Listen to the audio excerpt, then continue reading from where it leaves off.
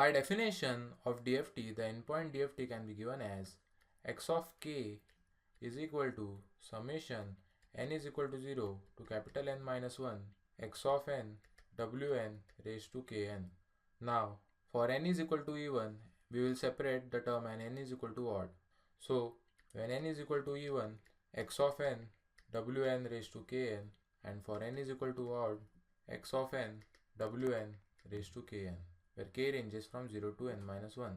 We will write these terms as, for even, n is equal to 0 to n by 2 minus 1 x of 2n wn k into 2n. Similarly, summation n is equal to 0 to capital N by 2 minus 1 x of 2n plus 1 wn k into small 2n plus 1.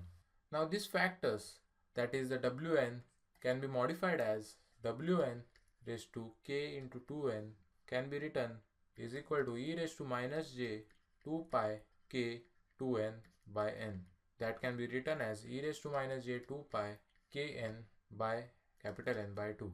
That is equivalent to w raised to kn capital N by 2. Now again we will see for wn k into 2n plus 1. That is equivalent to e raised to minus j 2 pi into k into 2n plus 1 upon capital N is equal to e raised to minus j 2 pi k into 2n by capital N into e raised to minus j 2 pi k by n.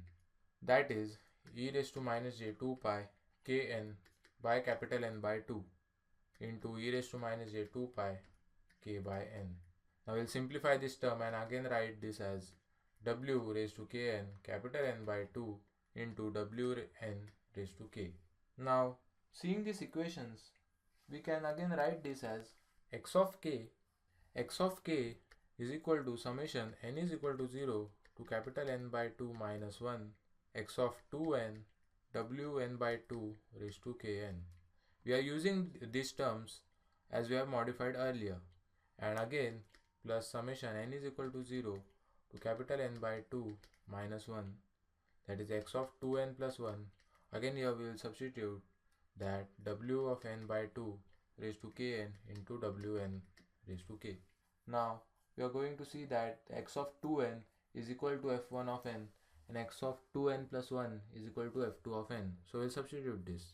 We finally get n is equal to 0 to capital N by 2 minus 1 f1 of n w raised to kn capital N by 2 plus wn raised to k summation n is equal to 0 capital N by 2 minus 1 f2 of n w raised to kn capital N by 2.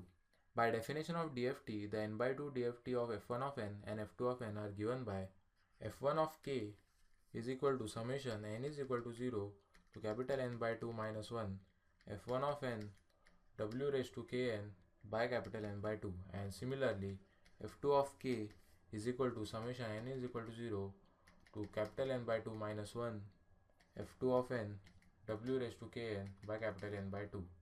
Now we will compare these both the terms, and finally we get that x of k is equal to f1 of k plus wn raised to k dot f2 of k, where k ranges from 0 to n minus 1. This is very important property to solve DIT, Radix to FFT sums. Thus we have done the decimation once. We can repeat the process for f1n and f2n. f1n would result in two n by 4 point sequences, and f2n would result in another two n by 4 point sequences. Let the decimated n by 4 sequences of f1 of n be v11n and v12n. So v11n would be f1 of 2n and v12n is equal to f1 of 2n plus 1. Similarly, for f2 of n, v21n is equal to f2 of 2n and v22n is equal to f2 of 2n plus 1. Let v11k become the n by 4 point DFT of v11n, v12 of v12n, v21k of v21n, and lastly v22k be the n n by 4 point DFT of V2 to n. This goes on, and like earlier analysis, we can show that f1 of k is equal to v11k plus wn by 2 raised to k v12k. Similarly, f2 of k is equal to v21k plus wk n by 2 v22k, where k ranges from 0 to n by 2 minus 1. Hence, the n by 2 point DFTs are obtained from the result of n by 4 DFTs. And this can be done again and again until the resultant sequences are reduced to 2-point sequences.